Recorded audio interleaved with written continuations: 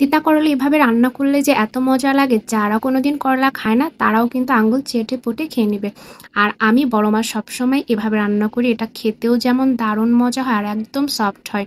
তো আমার ভিডিওটি ফুল দেখার পরে যদি ভিডিওটি ভালো লেগে থাকে, টাইমলাইনে টুক করে একটা শেয়ার করে দিয়ে রাখবেন। যখন মন চাইবে এভাবে খেতে পারবেন রান্না করে।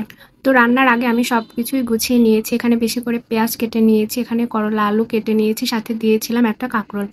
তো আমি এখন মাছটাই প্রথমে রান্না করে নেব। এখানে আমি সরিষার তেল দিয়ে দিয়েছি পরিমাণ মতো, আর দিয়েছি বেশি করে পেঁয়াজ কুচি এবং মরিচ কুচি।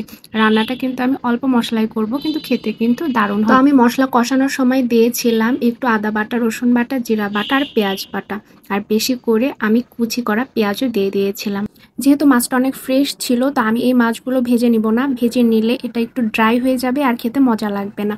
এটা কষিয়ে রান্না করলে কিন্তু অনেক বেশি মজা লাগবে। আর আমি বড় মাছ আনলে সবসময় এভাবে রান্না করি। এটা কাতল মাছ ছিল আর মাছটা খুবই ফ্রেশ ছিল।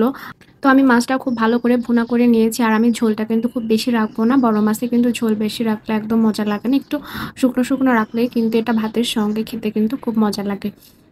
তো আমার কালারটাও কিন্তু অনেক ভালো হয়েছিল মাছের তরকারিটার। আচ্ছা, এই পর্যায়ে আমি রান্না করে নিব করলা ভাজি। করলা ভাজি আসলে অনেকেই করলা ভাজির নাম শুনলেই কিন্তু নাক সিটকায়, বিশেষ করে বাচ্চারা।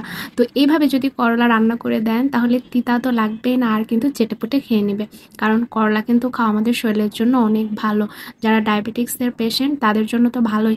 আর যারা এমনি বাচ্চারা করলা খেতে চান, এভাবে রান্না করে দিলে তারা সবজি হিসাবেও করলা খেয়ে নেবে এবং পুষ্টিও পাবে। এই করলার মধ্যে আমি একটা উপকরণ ব্যবহার করব, যেটা ব্যবহার করলে করলার মজা কিন্তু বেড়ে দ্বিগুণ হয়ে যাবে।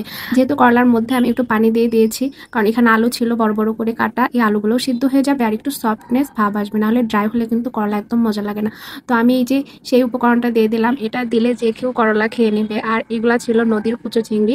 এটার যে ঘ্রাণ ছিল করলার মধ্যে দেওয়ার সঙ্গে সঙ্গে একটা অন্যরকম একটা ফ্লেভার বের হচ্ছিল। তো আর কি সব মিলে ভাজিটা কিন্তু দুর্দান্ত হয়, এভাবে রান্না করে খেয়ে দেখবেন। তো আমার এই যে করলা ভাজি, ভাত এবং মাছ, এগুলোই ছিল আমার দুপুরের আজকে খাবার। অনেক সময় আছে যে ঝোল তরকারি কিন্তু একদম খেতে ইচ্ছা হয় না, একটু শুকনো ভাজা কিংবা একটু ভুনা এগুলো দিয়ে কিন্তু খেতে ভালো লাগে। তো আজকে আমার এই ভাজা ভুনা এগুলাই ছিল। আজকে কোনো তরকারি সেরকম রান্না করা হয়নি, ঝোল তরকারি। কারণ আসলে মাঝে মাঝে টেস্ট চেঞ্জ করে খেতে হয়, তাহলে কিন্তু মুখের যে স্বাদটা সেটা আসলে ঠিক থাকে। একঘেয়েমি ঝোল তরকারি খেতে ভালো লাগে না সবসময়। তো এই করলা ভাজিটা দিয়ে আমি খেয়ে নিচ্ছিলাম। করলা ভাজিটা দেখতে যেমন একেবারে রঙিন লাগছে, সবুজ সবুজ লাগছে, আমি কিন্তু অত ভাজা ভাজা করিনি, সবুজ রেখে ভেজেছি, দেখতেও ভালো লাগবে আর খেতেও ভালো লাগবে। আর এই যে ঝোল, এই মাছের ঝোলটাও কিন্তু অনেক মজা হয়েছিল। এই টমেটো দিয়ে মাছ রান্না করলে বরাবরের মতোই অনেক বেশি মজা হয়। আর মাছটা দেখুন কি সফট হয়েছে, মানে হাত দিতেই ভেঙে যাচ্ছে।